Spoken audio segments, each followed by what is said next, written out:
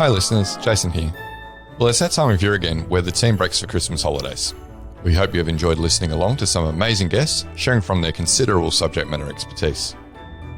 While there will be a 3-week hiatus from new episodes, we have you covered with 6 Christmas replay episodes. These are 6 of the most downloaded and popular episodes from 2022, including this one.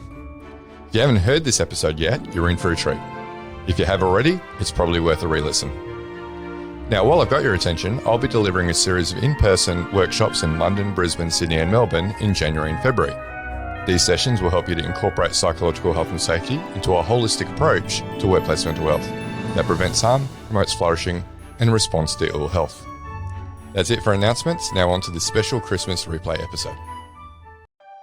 From Flourish DX, this is the Psych Health and Safety Podcast. With workplace mental health becoming a safety prerogative, this is the source of information on psychological injury prevention and health promotion.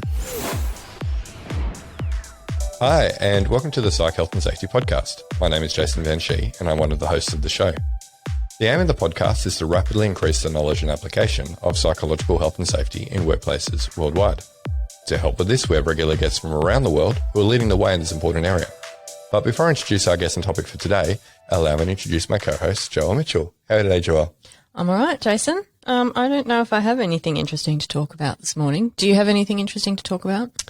My daughter is an absolute superstar when it comes to cross-country, apparently. Oh. Yeah, so she had a cross-country 1,500 metres. She's 7 years old. Ran it all the way through, won by about 400 metres. Wow. Yeah. She's tall though, isn't she? No, she isn't. This is the normal size one. I mean, Wow. she's tall in comparison to you, but so is most people. Yeah, that's way to punch down, Jason. Well, I can't punch up to you. Can I? We'll see about We've that. established that. But yeah, no. So she's pretty amazing. So look, I think I've talked about on the podcast before how my weekends are just crazy. Course. Yeah. Yeah. I mean, on Saturday we had 7 events in the family that we had to get our 3 kids to. I can't even imagine trying that. Yeah. So I usually come to work on a Monday and I just kind of like fall in a heap and spend the week trying to recover for the next weekend. Yeah. Yeah. Have you thought about dialing it back maybe? I have, and the discussion may have come up at home as well, saying we're probably doing too much, but my wife wouldn't have it any other way. And, you know, when we're in the thick of it on a Saturday, it's kind of like, yeah, this is pretty cool. So, Jess and I are both quite sporty, or have been historically. So it's nice now to live vicariously through our kids. Are you one of those dads that gets exited from the sidelines for being too aggressive? No, but funnily, my wife is from a family like that. And so, in fact, my 2 daughters both get to play with 2 cousins in their basketball team. It's just worked out really nicely. And there has been times when Jess's brother has been confronted by either a ref supervisor, because he coaches one of the teams, or even as a spectator, they had someone come up to her and say, hey, look, here's our policy around crowd behaviour and parent behaviour. So, I'm actually really chill in comparison to a lot of parents, I think. So, but Jess definitely comes from a family that takes it way too seriously. Yeah, I mean, because, you are a little bit competitive. I'm a little bit, but I don't live completely vicariously through my kids. I love seeing them successful, but yeah, my self-esteem isn't wrapped up in my kids' ability to compete in under 10s basketball. That's probably healthy. Yeah, I'd say it is. So it's largely unhealthy to, have really high blood pressure and get really angry when it's not going your way in under 10s. Or just any time. Did I tell you once, Riley was playing Aussie rules and in, what's it called again? Auskick. It was like under 10s. And one of the opposition team got escorted off the field for punching one of our kids, like under 10s, right? One of the kids or one of the parents? No, one of the kids. Right. So one of the kids got escorted off the field, got red carded, taken off the field. And as the umpire was escorting the kid to the bench, a mum from the other team came out and started assaulting the umpire. It made the news. Even the Premier was talking about it. Yeah. A mum from the team of the kid who was escorted off? Yeah. Right. Yeah, the opposition team. It wasn't our team. Yeah. Yeah, I managed to catch some video right at the very end. But was she his mum? Yeah, I'd say so. Right. Yeah. Well. So the apple doesn't fall far from the tree. Yeah. Yeah, so it's sports is crazy, man. But kids sports is crazy. I'm quite glad that my son isn't really into team sports. Yeah, parkour and ninja stuff. Yeah, which is, we go to like the group lessons, but it's not a competitive type of an environment, so that's good. Yeah, cool. All right, well, our guest has been patiently waiting. Should probably bring him in. Yeah. Yep. So he is a self-described wellbeing smuggler. We'll have to ask him what that means. Jargon cutter, systems wrangler, and C-suite whisperer. His former role, however, is I think I said former. You did. No, it's not his former role. No, No. his current role, and it's his formal role, is company director at Allos Australia. Welcome to the podcast, Antony Malmo. G'day. Hi, Joelle. G'day, Jason. Great to have you on, Antony. It's been a long time coming. We've been wanting to have you on for a while, and glad that you finally got some people back into the office so that you've got some time to chat with us. Yeah, it's a nice break. It's nice, takes the pressure off. So that's always nice to be able to hand off some responsibilities to some other people again. So it's good. Yeah. Now, Joelle and I have had a very strong coffee this morning because I put you up along the likes of Richard Clayton and Wade Needham, both previous guests of ours who are very intellectual. And so we need all the caffeine we can just to keep pace, I think, with you today. So we're looking forward to this intellectual conversation, no doubt. No pressure. We'll keep it. We'll try and keep it as informal as possible, hopefully. So there we go. Yeah, don't make us look silly. We do that ourselves, Jason. Yeah, true. We don't need help with that. So before we do get to intellectual, Antony, what podcast do you like to listen to? By far, my favourite this year was the discovery of The Great Simplification with Nate Hagens. He's an energy guy. He does energy systems, so the energy that fossil fuels and solar, everything that supports our civilization. And he looks into how it all connects with geopolitics, mental health, ecology, economics, and he has on a whole bunch of smart people. It's fascinating because it really shows what's coming down the pipeline for us in the next few years and decades. And so, it's not for the faint of heart, but it's good to be informed, right? The other one is the great, John Vervaeke. He's a cognitive scientist out of somewhere in the US. It's called the Awakening from the Meaning Crisis. And I've really enjoyed that one too, because he's a cognitive scientist, like I said, and he goes through all of Eastern thought, the development of Eastern thought over time, Western thought, shamanic thought, and he's explaining why spirituality, what it is, why it matters, and how we can develop it in our own lives without religion, which if you're a non-religious heathen like me, that's kind of helpful. And I think it's fascinating because we do know now that there's a lot of lack of meaning and purpose in people's lives these days, a lot of nihilism. And so I find this quite interesting. It's kind of like science-based hope is how I think of it. So that's a good one. And my other one that I listen to most nights as I'm drifting off to bed is The Other Others, which is by Tyson Yunkaporta. He heads up Indigenous Knowledge Systems Lab at Deakin University, and he's been north, south, east, west across Australia finding Indigenous knowledge systems and trying to collate all the wisdom that's within them, but relating it to complexity and relating it to systems thinking. But the best thing about it is it's totally unpretentious, and it's just like a campfire chat. And so it's really interesting. And the other thing that's really amazing about it is that you're getting people who are big thinkers in the complexity space now looking at Indigenous knowledge here in Australia and saying, "Oh wow, okay, this is very, very useful." So yeah, that's my third one. Very interesting. Yeah, it's very intellectual. It's on brand for It is very on yeah. brand. Yeah, very on brand. I haven't heard of any of those, but I'll be giving some of them. I also listen to sure. the Dollop if it's any consolation, which is just historical hilarity. So yeah. Well, we do all need a bit of dumb funny in our lives, don't we? Yes, we do. All right, so let's go into your professional career, please. All right. So, if you permit me, I'll go on a little bit of a tangent here. I've graduated uni after studying psych and biology, ecology, a bunch of other things. I realised I wasn't made for lab work. All I ever really wanted to be was like Sir David Attenborough and get out to the Amazon.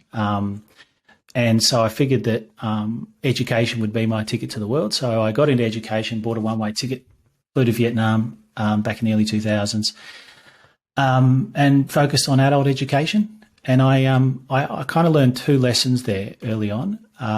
One was I ended up working with an oil exec, Miss Hung, and she, up until that point, I'd kind of always thought of business as kind of like just the soulless pursuit of money. But she helped me realise that it's actually a lot more to do with group psychology, right? Getting a whole bunch of people together to do something.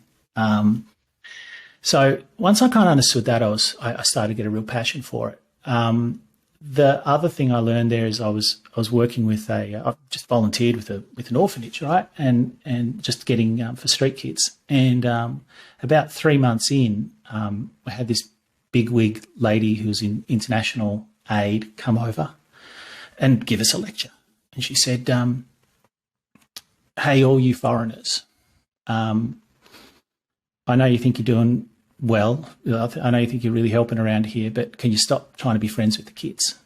Because let's be honest, 6, 12, 18 months from now, you're going to go. And these kids already have abandonment issues, so you're just going to be re-traumatising them. If you really want to help around here, figure out how you can bring in resources and bring in money to this organisation so that we can support these kids better and leave the emotional attachment to the actual locals who are here, who are going to be here long term." And I was like, okay. So took her advice on board, and we put together this little marketing thing, or this little collaboration with all the cafes around town. That was Saigon, like Ho Chi Minh City. To get a bit of coin off the top of every cafe, every coffee that was bought. And I never saw the kids. I used to never say, just come in the back door every day. But the interesting thing is that like 12 months later, we had a whole room, about 20 computers and teachers who could teach them how to do computer skills and graphic design and all this kind of stuff. And I was like, that's it was a real light bulb moment for me, because it's like sometimes the thing that feels good isn't the best thing for people. And also it also shows that sometimes doing the quiet systemic work behind the scenes can have a profoundly more powerful impact on people. You just got to deal with the fact that you're not going to get any accolades, and there's no high fives from people every day. But it is an opportunity to make some real difference.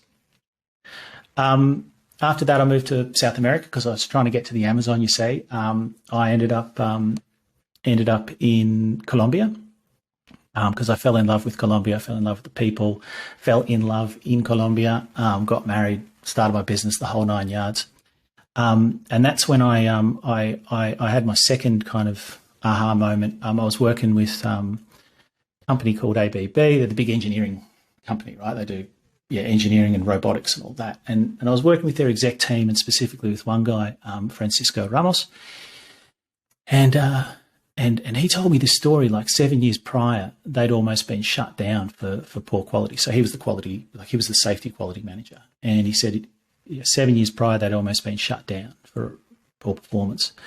And I said, all right. I go, where are you now? And he's like, oh, now we're like second in the world. And I'm like, what? And I'm like, how'd you do it? And I was expecting him to kind of provide, some kind of super tool, right? Some kind of spreadsheet that'll fix it all, right? And he goes, actually, Antony, empathy. And I was like, what? He goes, empathy. And so he unpacked the idea for me. But for me, that was a real head spin, because up until that point, like I was very much a sciencey, facts and figures kind of person. And I kind of thought that emotions and these intangible things are invisible. These invisible things we should actually try and get rid of, right? Because they're kind of noise that gets in the way of logical thought and clear action and communication. So that was a real mind opener for me. And then that kind of set the tone for the next 10 years.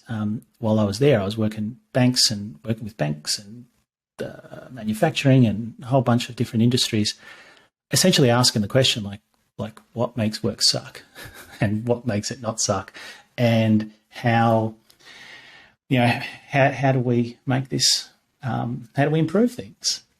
So I got to work with hundreds of people over those years. Nevertheless, what I was ignorant to was my own energy, so to speak. I was burning out, but I didn't notice it. I kind of, call me young, dumb. I thought I was invincible, but my mental health just fell in a heap. I was burning out hard. Marriage fell in a heap. Life fell in a heap. I felt, I found myself in a feeling just really trapped and no real sense of hope.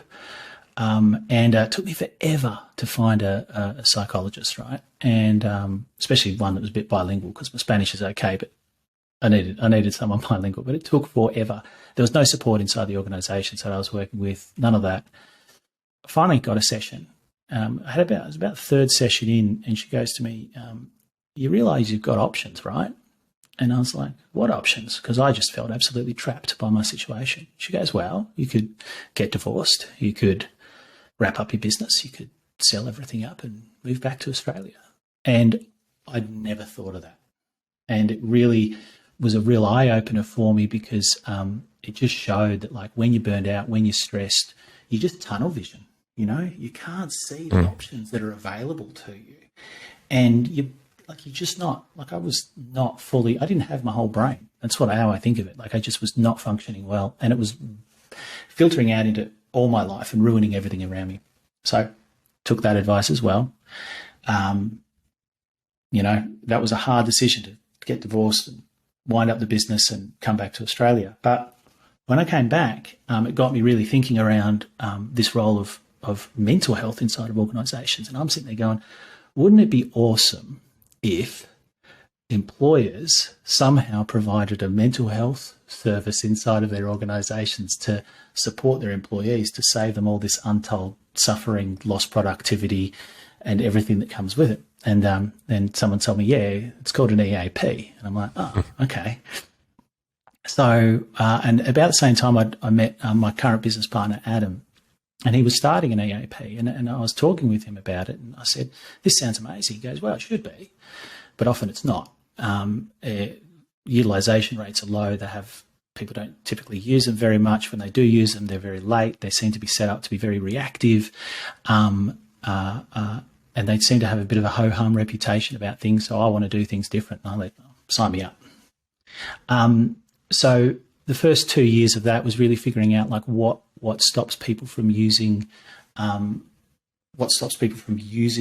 EAPs, right? And what are the roadblocks? And we figured out that and removed those, and we saw usage rates went fourfold, right? 4 times the industry average. And we were like, and for us that was really important, because people do want support. If you give them good support, they will use it, but you've got to understand why they're not using it and remove those blockages. And so that was stage 1. And then stage 2 here at Allos was okay, why do people need to go to therapy to learn the lessons to not end up in therapy? Surely we could deliver this en masse. I mean, a lot of these lessons and things are available, are understandable. That's not rocket science. They're useful tips, especially the CBT stuff. It's real logical. It's okay.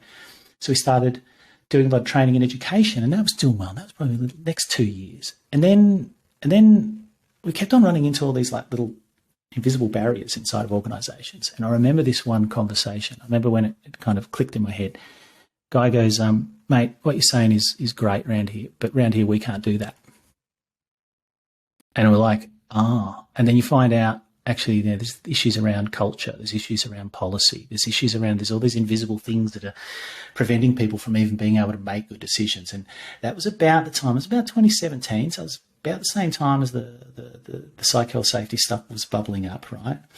So I looked over, and at that stage I was already listening a lot to Kevin Jones and reading a lot of his work, and I looked over and met up with Dr. Rebecca McCallick, and so once I met those two, I was like, the things went off in my head. I was like, okay, I get it now. All right, and I looked over the fence into safety, and I saw in safety you got flowcharts and you got diagrams, you got pyramids, and all of these things. I'm like, these are my people, and I thought this is it. These guys have the solution. This is the plan. And so that's what kind of brings us where we are today. Although, I will say, like, the more time I've spent around safety, I realise it's actually quite divided, and there's a lot of complications in there and a lot of drama as well. Science isn't as clear and as settled as they'd like us to believe, but nevertheless, I still, at a fundamental level, believe in the underlying logic of what's being offered. So that's kind of brought us today. Is like, okay, now we've got recovery all the way through to capacity building, through to prevention, and that's kind of our whole model now at Allos, which brings us to this whole issue of where to next for psych health, safety, and where are we all going together. So I quite like that story that you've told, Antony, because I think that it probably aligns with the journey that lots of organisations go on as well when they start thinking about the mental health of their workforce, and sort of starting to think about it as, well, how do we help them get treatment when they need it? And then thinking further back and saying, well, can we do some coaching with people and give them skills to, better cope with their environment, so that then don't get to the point where they need that professional help. And then even going the next step back and saying, well, what are the things that we're actually doing to our employees that might be actually causing distress or leading to mental illness. So, you sort of followed in your own mind and your career that same sort of process of maturing in understanding that a lot of organisations are going along at the moment as well. Yeah, it's the logic. I mean, if you keep asking why, and I will say, like, I'm an outsider to this whole, I came in as an outsider to this whole space. And I think what that does is that in that you end up asking a lot of questions that, I want to say dumb questions, but let's say disarmingly simple questions. And what happens is you end up going, well, why won't people use it? Why won't this? And I think it inevitably leads you towards these kind of questions. So, yeah. Yeah, terrific. It was a great story. But look, obviously the focus of today's conversation is probably where you wrapped up at the end of your conversation, starting to think about the health and safety elements, right? Mm. So as you've said, psych health and safety is relatively new. There's a lot of sense making still to come. So for people and organisations with the work immediately in front of them, particularly here in Australia, right, with incoming regulations, what do they need to pack for the journey, in your opinion? An open mind and a hunger for learning. This is the more and more that you look into it, you start to realise this is going to be a very transdisciplinary field. And I think if you look across all of safety and HR and mental health professionals and all of this, I think all the requisite elements are there, but it's rare as hen's teeth, at least from what I've seen so far, is to find people who've got all of that wrapped up together. And what I mean by that is because people have been operating in silos for a long time, right? So safety knows risk, right? They've got their head around risk, which is great. But then you're also going to need the kind of the political savvy and the social savvy to handle the complexity of this as well. And I think that's kind of HR has been really good in that space. I think mental health professionals understand the wickedness of psychosocial issues. But then again, often they work at a one-to-one scale. They're not working at a big scale. So everyone's got strengths, everyone's got weaknesses. Let's call them blind spots. And so I think what we need is we need all of these skills and a couple more. I mean, I think honestly, like if you want to look at it as a role model, I think Dr. Rebecca McCallick is pretty much what you'd want to be aiming for in terms of a skill set. Background in psych. So she's got EQ, she's got, she understands the law, she has business acumen. I think that's one thing that's lacking in a lot of this is like everybody's like, how do I make, like they're all focused. One of the big issues that we all probably face sometimes is we get hooked on our little section of the business and we're like, oh, how do we make this work? And you're like, you've got to look at things in the broader context. How's it working inside at an organizational level? Again, systemic thinking and an appreciation of that. And the last thing, ethics. That's the other thing I think is underrepresented in this area. We need Rebecca's strong on her opinions and all this, but underlying all of this is a strong sense of rock solid ethics on this. Now, in addition to that, I think there's one more element here, and I'd actually point to Warren Black. He's a safety guy. He works in the complexity space and systems thinking space inside of safety and risk.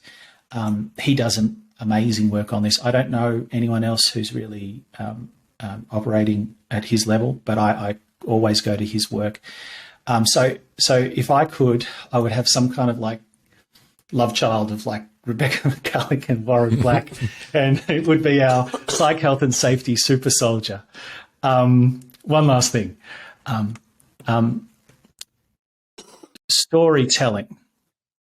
Or storytelling, or at least the ability to persuade. A lot of the time, I talk with HR and safety people, and there's this real sense of deep frustration that they don't get they're not seen with enough credibility by their people higher up. They have trouble getting people behind their ideas, and they always feel like they're pushing things uphill and nobody gets them. I know from my own personal experience, I used to be the kind of person that if you disagreed with me, I'd go off and go get the research and I'd print it out and I'd dump it on your table and I'd go, read that. See, now come back and talk to me. It never, ever worked, right? It's not how you persuade people. We are narrative-driven creatures, and you need to understand the science of storytelling and persuasion. And there's a book called The Science of Storytelling. I think that's the name. Will Storr. What I'm saying is we need to have the ability to know how to tell things in a way that change the stories in people's heads, because people are loyal to their stories and their mental models, which I should also, that probably segues well. We're very good at telling people what the technical skills are, and I guess I've kind of done that. At the moment, the thing that I'm thinking more and more about is kind of the mental models and all the assumptions about how the world works that people bring with them into this space, because the mental models you have in your head about how you assume the world works influence how you perceive situations and scenarios, and it also blinds you to things. And so the question is not which one is right. The question is, do you have enough of them, enough so that you can pick and choose the right mental model, because all models are wrong, but some are useful, to match them to the situation that you're dealing with. And I think right now, my concern is that, and I've discovered that I'm not alone after I put out that post on LinkedIn, is that there are other people in the psych, health and safety space who are very concerned that we are taking a mechanical reductionistic approach to trying to try and deal with psychological or psychosocial issues, which are actually quite wicked and complex. So, yeah, you paint a pretty tough picture, I think, for organisations. It's a very narrow target to hit if you're trying to say, and look, I don't know Warren Black, but I know that Beck is happily married with a couple of kids. So we're not going to get a love child out of those two. Yeah, so don't want to get into the career of home wrecker. We would have to wait. We'd have to wait till they got to an age where they could enter the workforce and contribute. And there's obviously the nature nurture stuff as well. There is. I will let her know immediately after this that she can pay you for the endorsement, though. Yeah. So let's just say that's out of the question. Yeah. So clearly then, if we can't get a single person with all of that kind of breadth and knowledge of skill, plus all the EQ and the ability to influence and all of that sort of stuff that you're mentioning, I guess collaboration is the only other thing, right? We Captain Planet it. Yeah. Yeah, there is no Captain Planet, but we can have all the Planeteers. Well, yeah. That's what I mean. Yeah.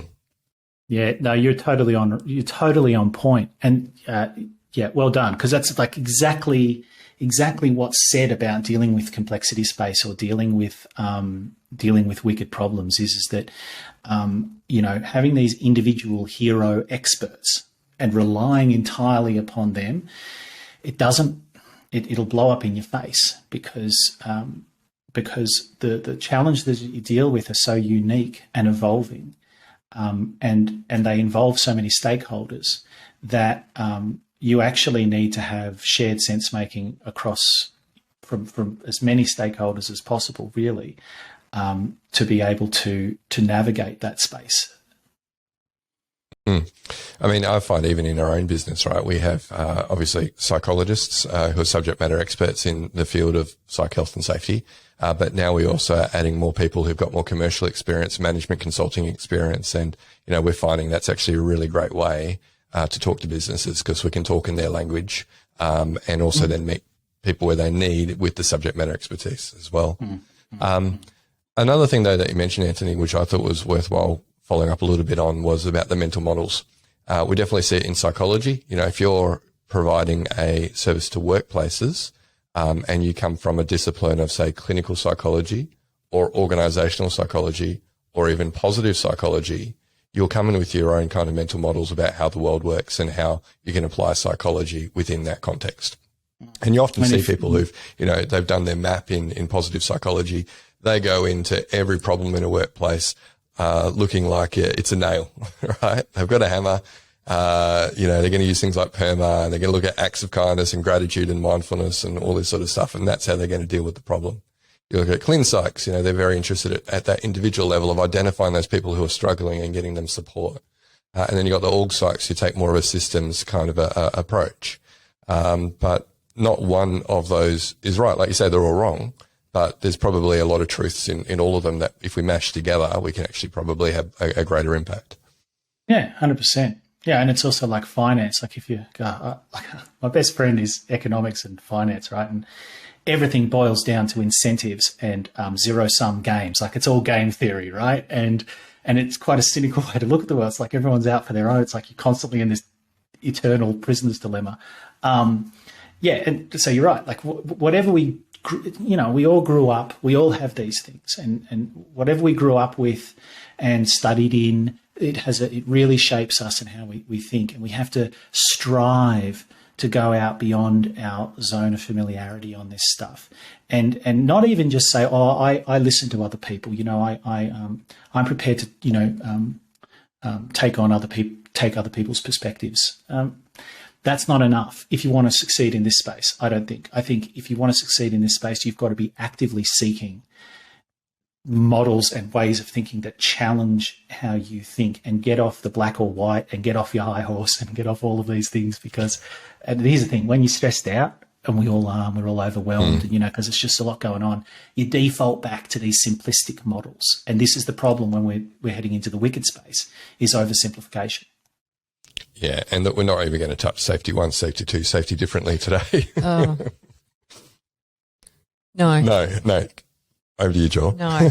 All right. So let's talk more about this psych health and safety as a wicked problem. I think, that there'll be a listenership who understand what you mean when you use that term wicked problem. But for those who don't, could you give or expand on what that really means? Yeah. It's been around for a while. I think since the 70s. But you've got, essentially, if you can divide the world up into, you've got tame problems and you've got wicked problems. Now, tame problems are the ones we're used to. They're the ones where maybe you've got a problem wrong with a mechanical system or a technological system in your business. You go in there and you say, all right, you bring in an expert typically, you find out what the cause of the problem is, replace the part, fix the code, whatever it is, job done, walk away. That's a tame problem. And now they can be really complicated. Like it could be, an big, I don't know, maybe it's a big piece of machinery or a car with thousands of pieces. But at the end of the day, all the parts are known and you can follow a logical process of deduction to figure out what is the root cause of this. And then once you fix that problem, it's done. It's over. And that's very different to a wicked problem. Wicked problem is essentially the opposite of all of that. A good example of that, the way I think of it is just like massively entangled, moving all the time. It's a giant moving target with lots of different competing interests involved. So good example of this that we've all lived through was like COVID and the COVID response, right? It was tough because we was trying to figure out where's it all come from, where's the cause and effect. It seems to be affecting some people differently to others. And then we're like, well, what will we do? Well, we'll lock everyone down. And then people like Sweden like, no, let everyone run around. We'll try the free range approach. And then China's like, lock it down. In Victoria and Australia, we locked down a lot. And went back and forth and back and forth. So there's different. It's very difficult to figure out the cause, like all the different domino effects that take place inside the system. The other thing then is like all the different people that are involved, different opinions, and people have competing interests.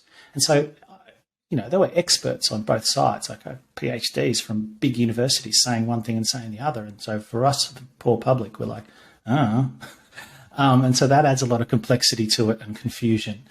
And then you got people like, we've got to protect the economy. Like just because you're going to save people, when you try and fix it in one area, does that harm the economy? And then you have other analysts coming and going, actually, no, by protecting the people, you save the economy and all this kind of stuff. But it's all up to it's beyond the comprehension of any of us individuals. So there's all these trade-offs. There's no perfect solutions. It's all really messy. And it's really political and complex. And the other thing there is that it doesn't really have an end point. One key thing about a wicked problem is it doesn't have a stop point. And so what that means is like with the car, once you fix the problem, problem's gone. But with the wicked problem, it keeps evolving and changing. And as you try and change and try and solve the problem, that changes the nature of the problem. And so it's this, it's a big messy thing. And here we are, 2.5 years later, and now we've got different versions and all of this. So that's kind of, I think, hopefully something that people kind of wrap their heads around, gives them a good working example. And then how it relates to psychological health and safety is cause and effect. Most of these situations, most psychosocial issues have a mixture of work and non-work, personal and public. They're multi-causal.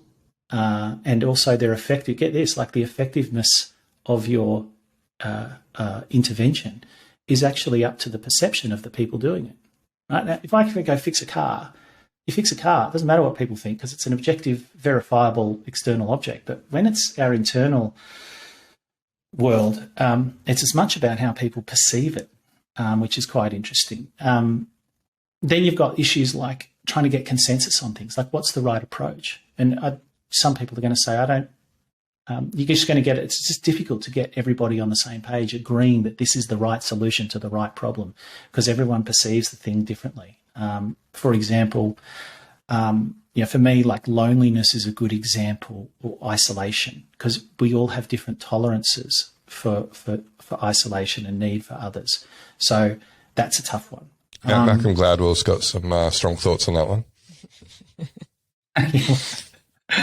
I'm not going to get into Gladwell's latest. I'm sure he wrote that from a coffee shop. So anyway, don't worry, Richard Clayton. Dr. Richard Clayton's already gone to town on that. So what else have we got? As you try and intervene, it changes the nature of the problem as well. And so, I think this is the problem: is that we think. I think there's too many people thinking that we're going to go in there and like engineer suffering out of organisations, and it won't work like that. It's the wrong model for the wrong problem, and as a consequence, what we're going to see is that things will always be evolving and changing and going on. And it's not to say it's impossible. It's not. There are things you can do, right? And I would say wicked problems is one way of thinking about this, but another model that it's my fave in this space, and that's the Cynefin framework, Cynefin.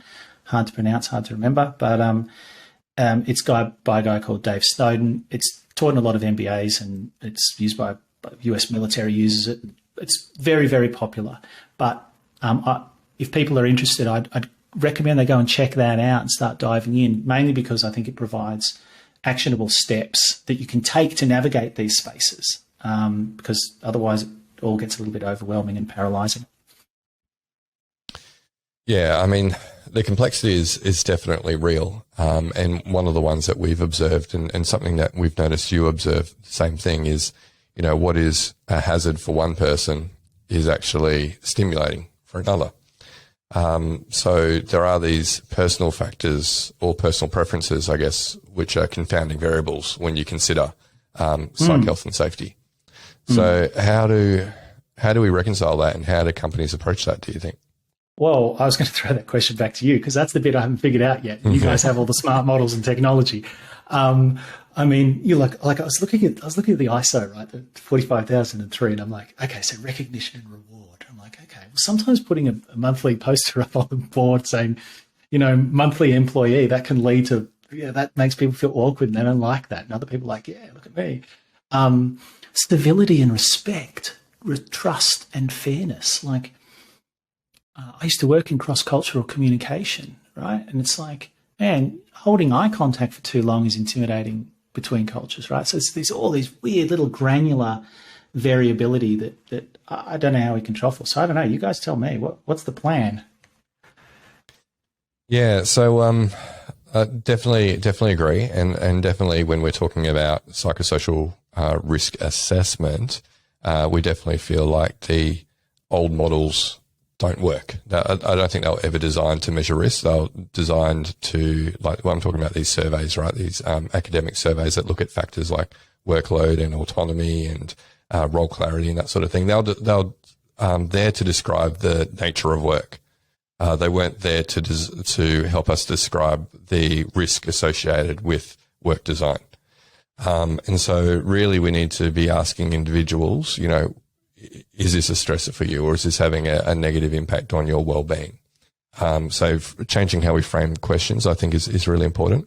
But then what I always say to people is, because we have to, again, change the mental models that people are coming from. They're like, okay, we need to find the people who are struggling with workload, and then we need to, like, support them at an individual level. I'm like, no, the psych health and safety approach is more systems thinking, right? So let's try and find where we have a number of people who actually have the same negative perception of that factor, or it's having a negative impact on them. And then let's think of a systemic control in order to be able to deal with that higher upstream. Yeah. Because if all you're doing is trying to find individuals who aren't coping, you're just going to be playing whack-a-mole all the time, because, like you say, it's a wicked problem, so it's going to change all the time, and you're just going to be trying to find the individuals and try and deal with them individually. So I think, first of all, we go, well, biggest bang for buck is let's think about where there's a group of people who have the same negative experience, and let's try and come up with a system that will deal with that. But then at the individual level, then let's encourage them to practice job crafting, and then bring our leaders along, you know, line managers in particular, along the way, so they understand how they can help individuals job craft to meet, I guess, their ideal preferences for how they work. So that's one of the things that we have been thinking about. That's smart, man. That's smart, because it is. It's like that 80-20 rule, right? I mean, it's the Pareto principle. You're trying to, like, figure out, like, you're not going to get everyone, but if you can, you know, get the biggest impact with the smallest, it's finding leverage points, really, and you're trying to find constellations of people who are being impacted the most, and it's not going to be perfect, but it's dramatically better. So again, it's like that. It's almost like do you know what makes me think? Like, this is almost like epidemiology, and you know what? That's a conversation I never really hear a lot in the safety space. But to me, that epidemiological lens, because to me, isn't this has a lot of correlations with looking at, like, okay, what are the large drivers of illness and inside of a population, and then how do we figure out where are the leverage points? So maybe that's another area we should be promoting people to kind of have a little look in. And job crafting, by the way, like that's the. Sorry, go. No, you go. Sorry. I just wanted to. I'm really struggling today. It's just what I was going to confirm with you, like, exactly, like, and I've heard that Wade Needham actually pointed at that, like, the importance of job crafting. It's going to be can no longer just be left to HR and all the rest. It has to be involved throughout an organisation and really figure out how to have those conversations. Yeah, it's good. Yeah, and that's a gap, because you find organisations, they don't want to do the investment of time into their line managers to equip them with knowledge of this and how to have those conversations with employees about how to structure their jobs that is going to be most suitable for them. But it's a necessary investment, and then that's an investment where you could calculate an ROI very easily. I feel, by retention and, improve productivity by the employee by meeting them where they're at. So I think it's an opportunity that is there for the taking. It's just about whether organisations are willing to make that initial investment in upskilling people to be able to do it correctly. Great. I think the other, so talking about the epidemiology perspective, I think that the other really big benefit that organisations can get from that is by, focusing on those groups that are at the greatest risk or experiencing the greatest level of distress. You can be very pointed with your interventions. If we're looking at, sort of global type interventions, they tend to be quite blunt and not overly effective. But if you can actually hone in on, where are the big pain points in our organisation, and let's actually really understand what's happening in that cohort. What are the triggers that are causing these hazards to manifest, if you like, then we can be very targeted in our interventions. So we've got a lot of efficiency potentially there by doing that extra work up front to really understand the problem, where we're going to be best placed to address it. And then we can actually have a bigger improvement for the people who need it the most. And that is a problem that we see, right? So there's still this mental model, if you like, from HR, where they go, we use an employee engagement survey to kind of understand how people are traveling and what they think about work. Not very good at understanding risk, right? But they go, we've got this data and we'll deal with this at a global level, bring in some training, or we'll do, some initiatives like Joelle is referring to as like global initiatives, rather than going, actually at a team level, and particularly given that a lot of psychosocial factors are interpersonal in nature, it's going to be very different from team to team. Like get engagement. A lot more bang for buck. Yeah. No, so like engagement. If they're sorry, just pinged a little memory in my head. Like, we deal a lot, like with our EAP support. We, for whatever reason, we've turned out to be the EAP that takes care of companies that require care. So caring, compassion, fatigue, vicarious trauma, this kind of stuff. So healthcare and aged care and all of this. And what we find is that when you look into the research on that, is that people who are mission driven in what they do, engagement can actually be an indicator of increasing burnout.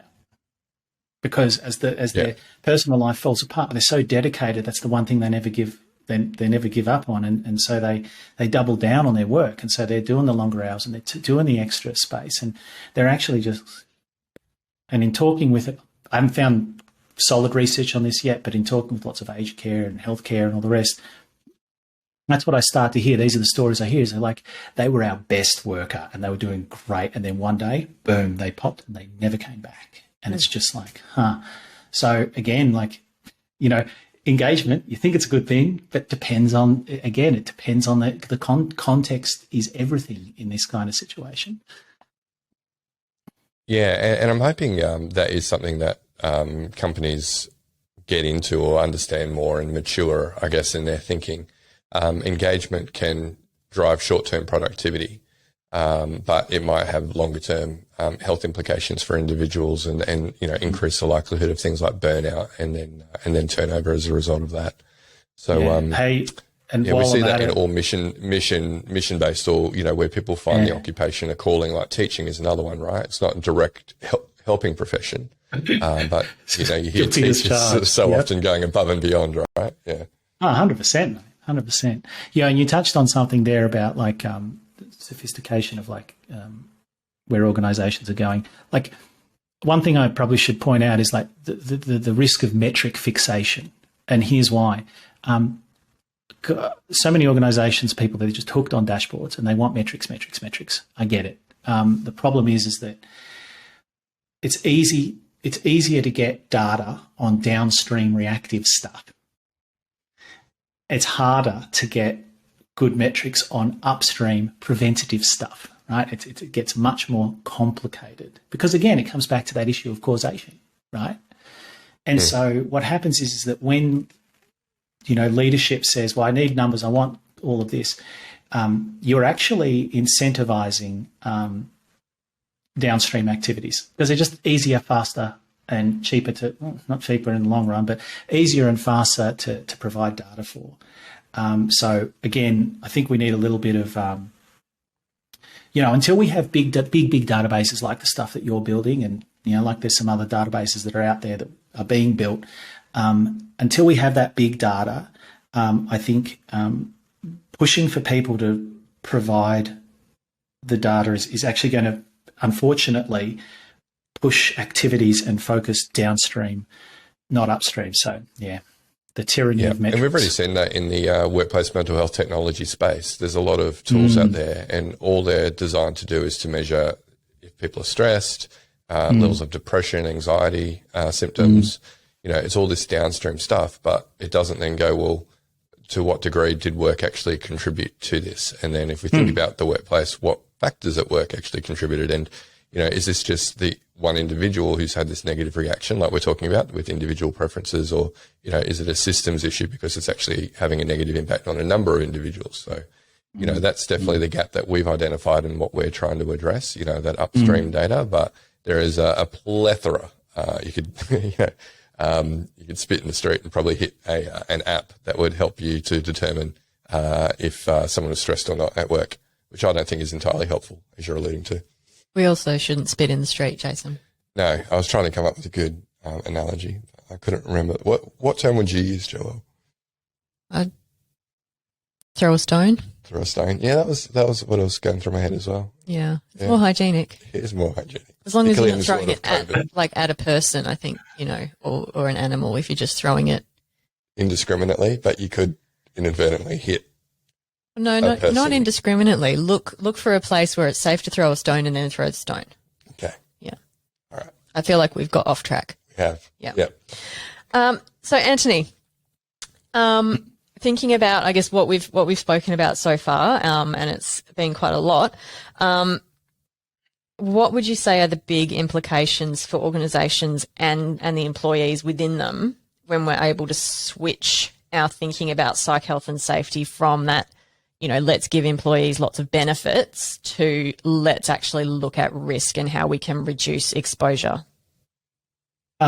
Well, for the HR and safety space, what I see is that it's an opportunity for an elevation of like status and credibility, because risk is the language of leadership, especially now. Risk is such a hot topic. And so what you're doing there is you're actually taking this thing that was always a bit weird and fuzzy and people didn't really know how to talk about, and you're putting it in a vocab and in a framework that is within their zone of familiarity. And people are like, okay, well, everything else we're doing is risk based. So then, okay, we can plug this in. And so my hope is that will raise the credibility and get more airtime, so to speak, at the C-suite. The other part there is from an organizational perspective, if we get this right, it's going to reduce all the friction and all the sludge that sucks the life out of us at work sometimes, and in turn that sucks the productivity out of organizations, right? I've lived it and I've seen it, and I see it a lot. It's what we deal with a lot.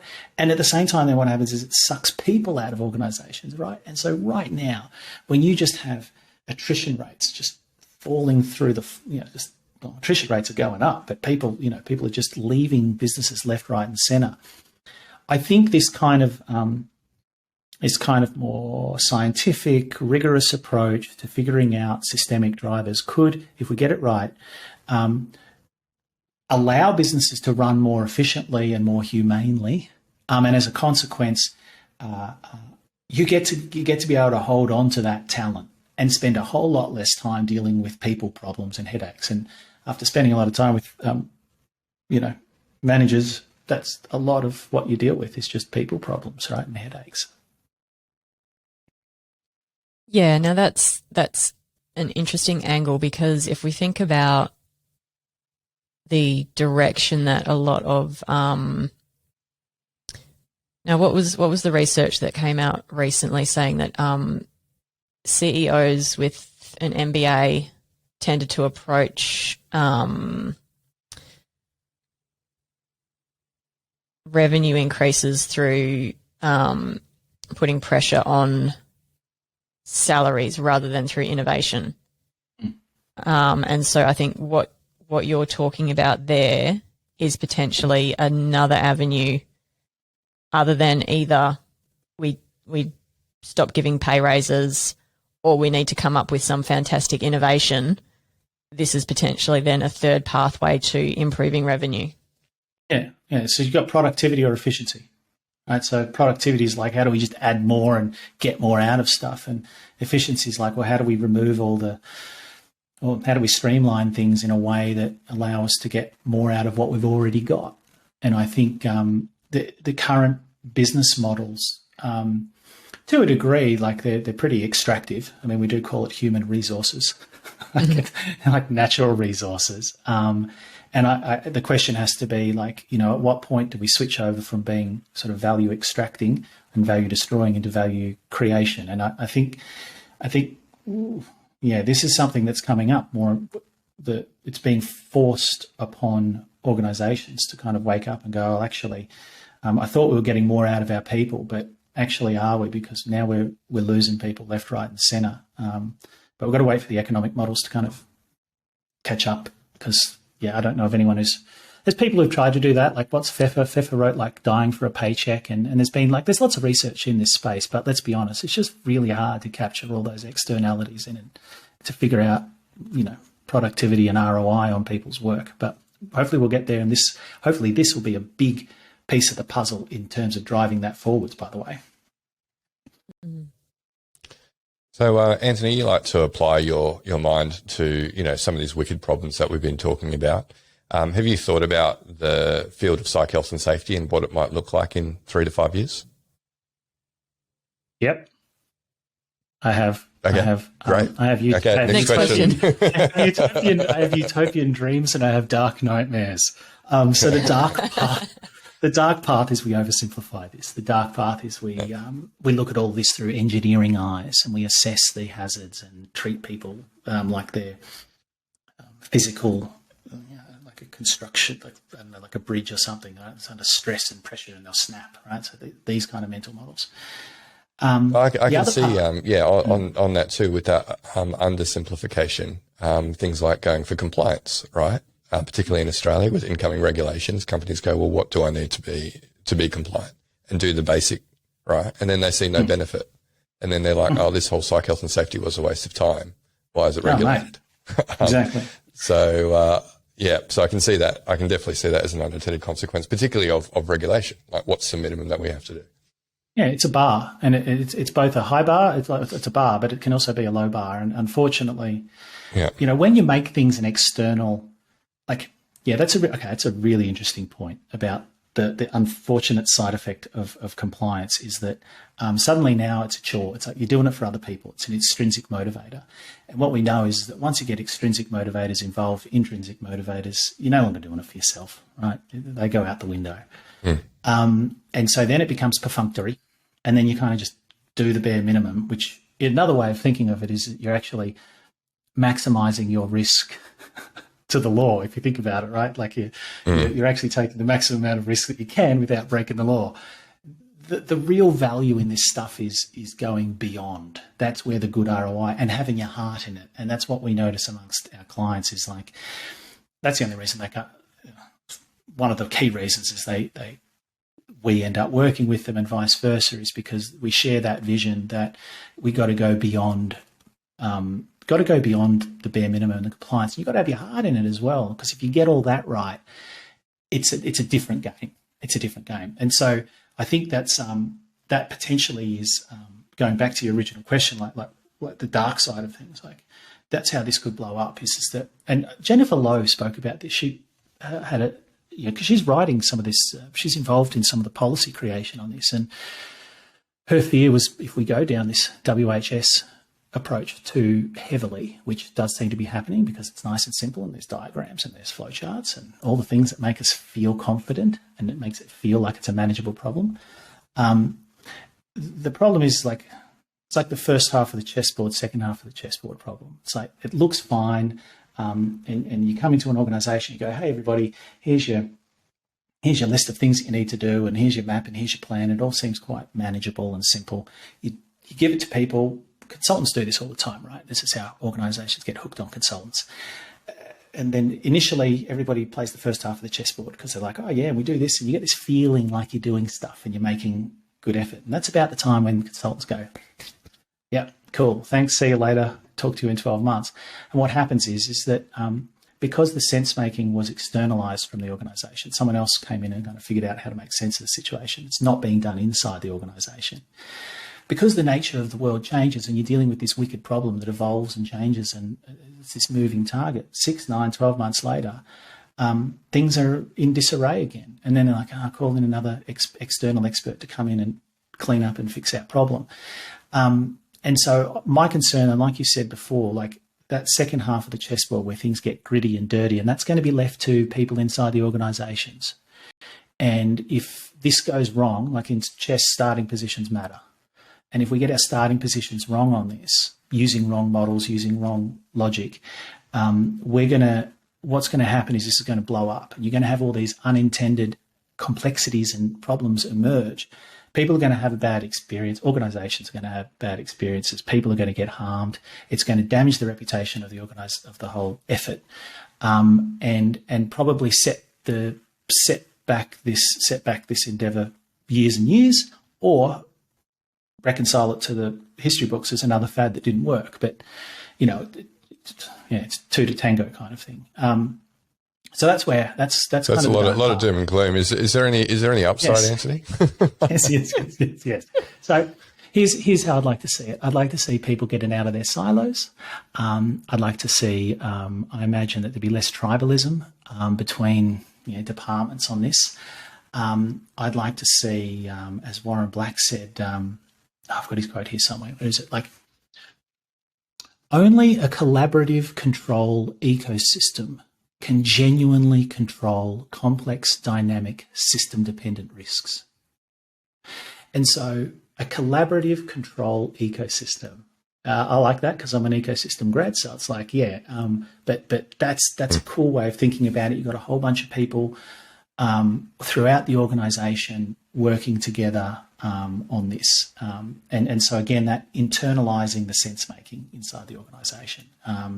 That's what we're big on. That's what we try and push, is like, we don't come in as like, we're the experts with the plan for you. It's like, come in, work within the organisation, help people find out what's going on and give them the tools to help them make sense of things together and work on things. And so that when we step away, like when we're not there, it's a sustainable self-sustaining process of sense-making within the organisation to tackle what's coming at them.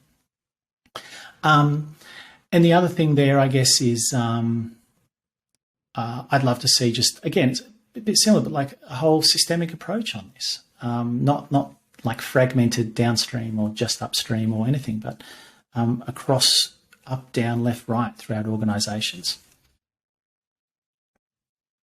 Yeah, and I think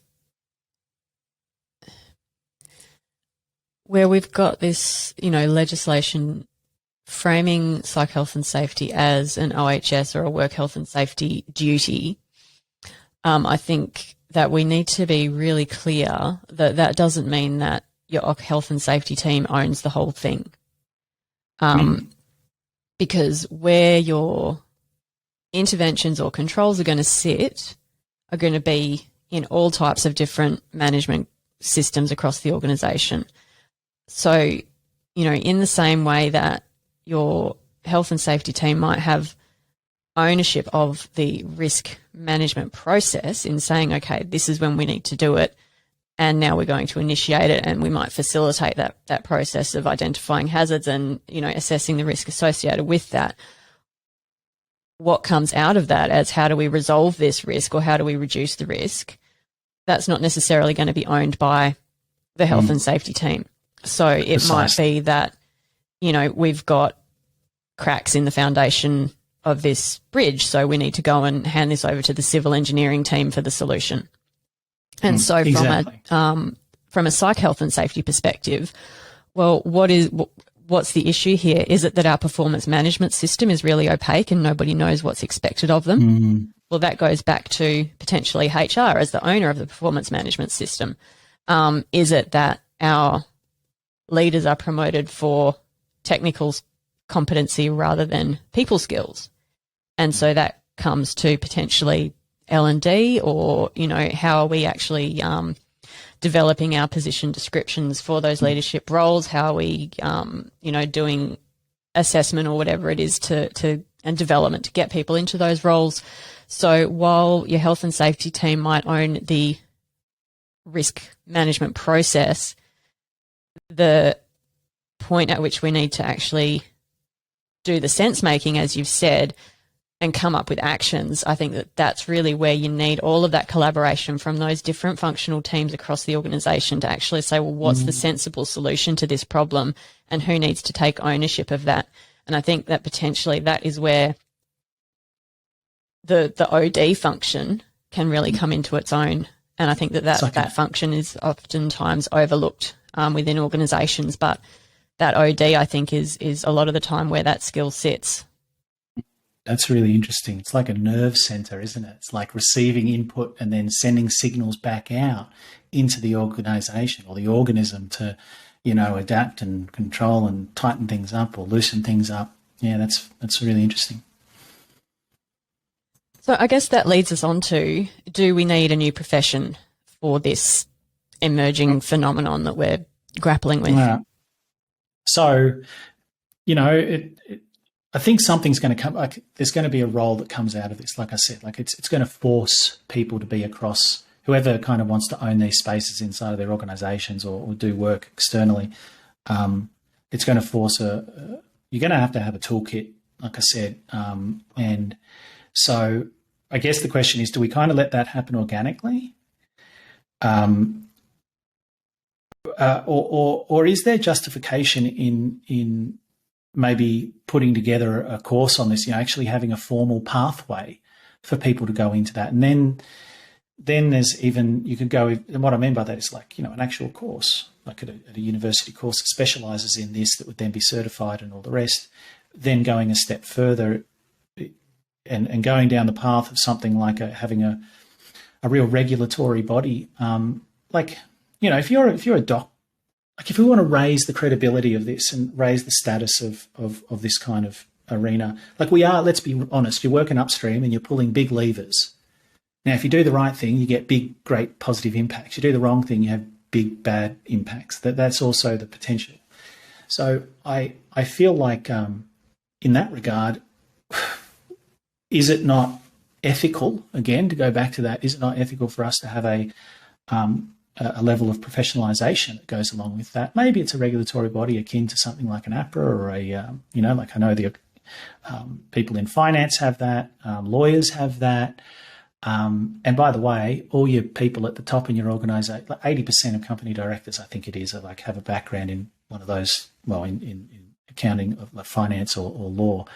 And as a consequence, you know, they come from high trust professions that, you know, have a level of rigour and regulation about them. And so, you know, sometimes people feel like they don't get the credibility from people upstairs inside their organisations. But the question then becomes, well, think about what they're looking at. They come from these highly regulated, highly trusted careers, fields, and they look at health and safety and all the rest of it. Like, well, you don't actually have that level of rigour. So I'm not saying we should or we shouldn't, but I'd be really interested if people want to throw in the chat and go mad. I want to hear all the different diverse opinions on this, because I think maybe this is a discussion that we need to have in the coming, you know, months and years ahead.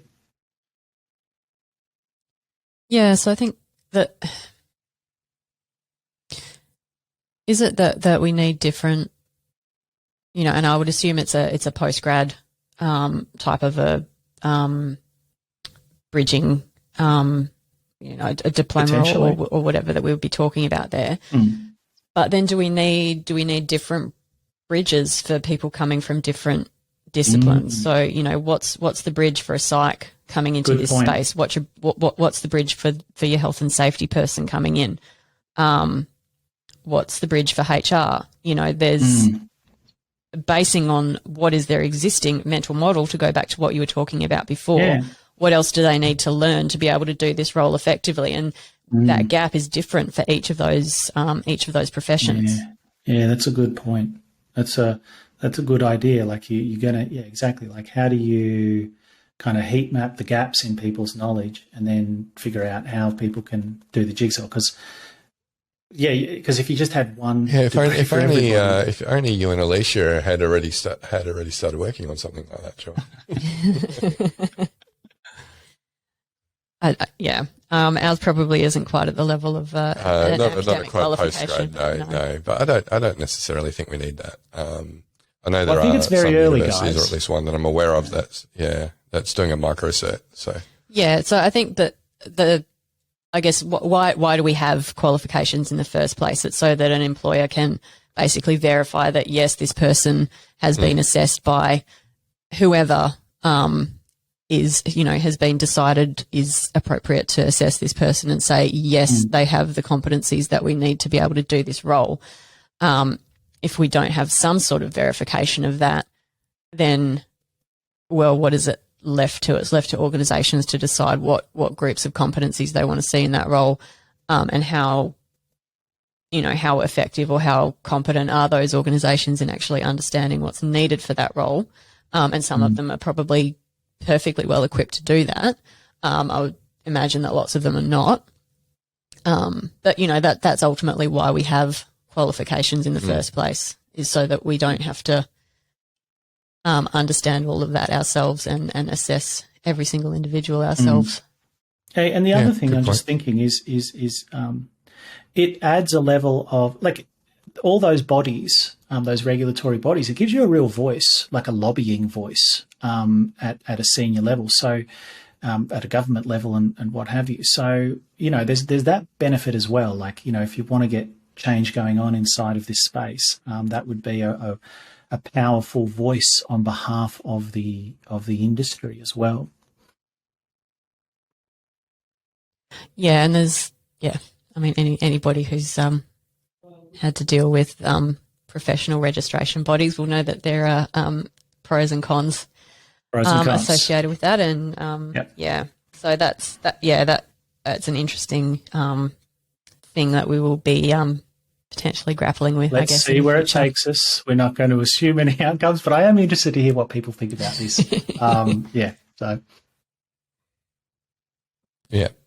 Hey, Anthony, it's been a really stimulating conversation, as we did anticipate.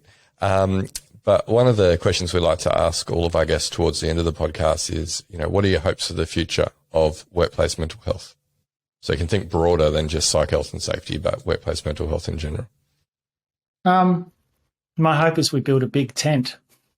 I used that phrase. I heard it the other day and I used it.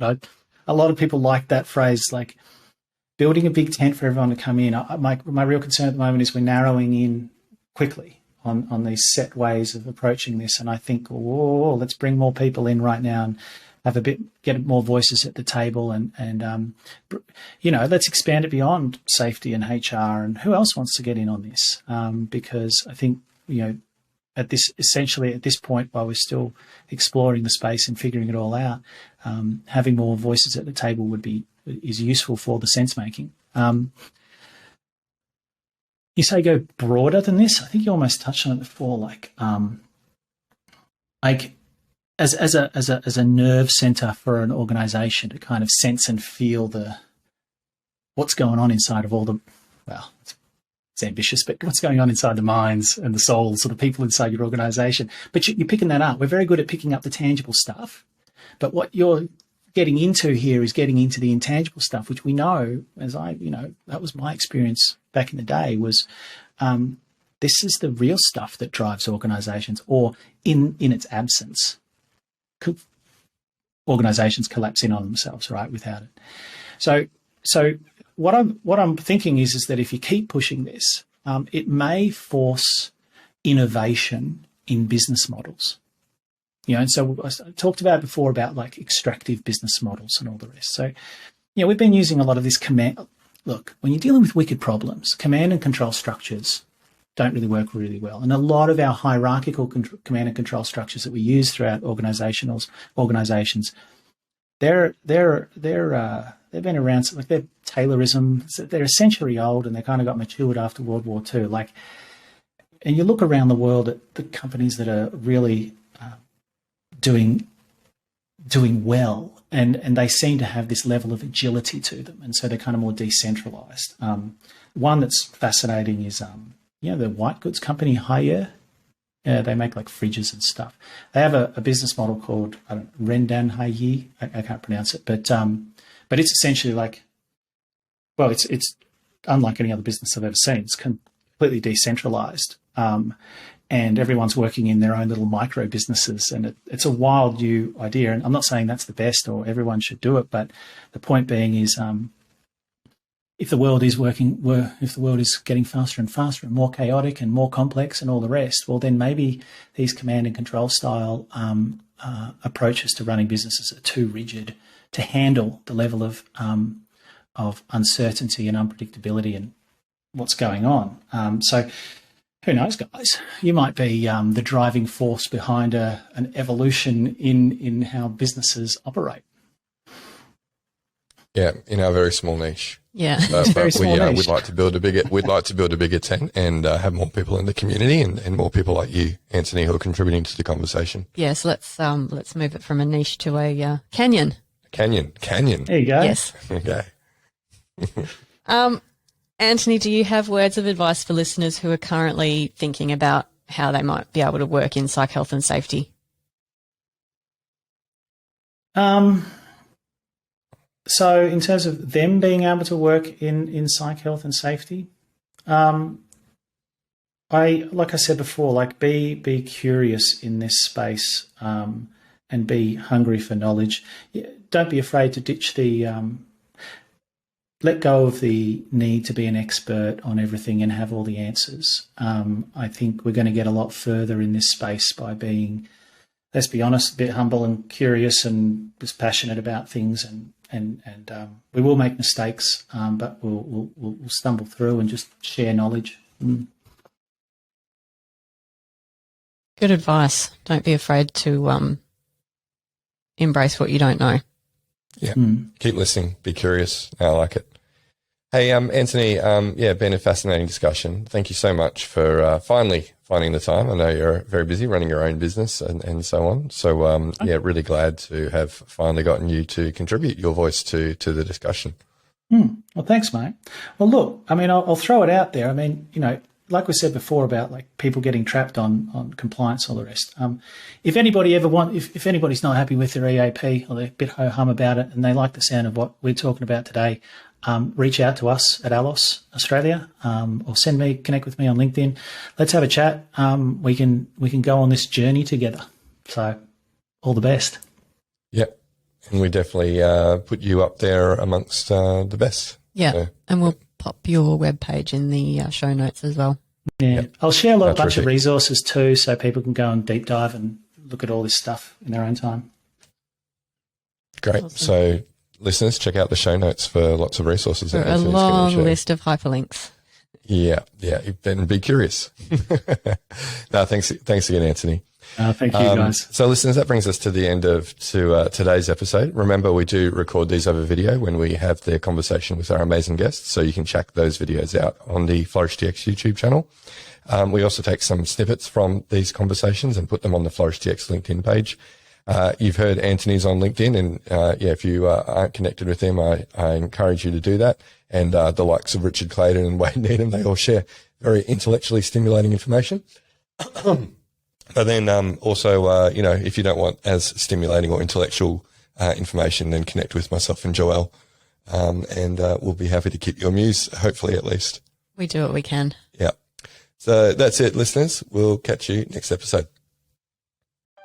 You've been listening to the Psych Health and Safety Podcast. To stay up to date with the latest on psychological injury prevention, follow FlourishDX on LinkedIn and subscribe to the Psych Health and Safety Podcast at www.psychhealthandsafety.com.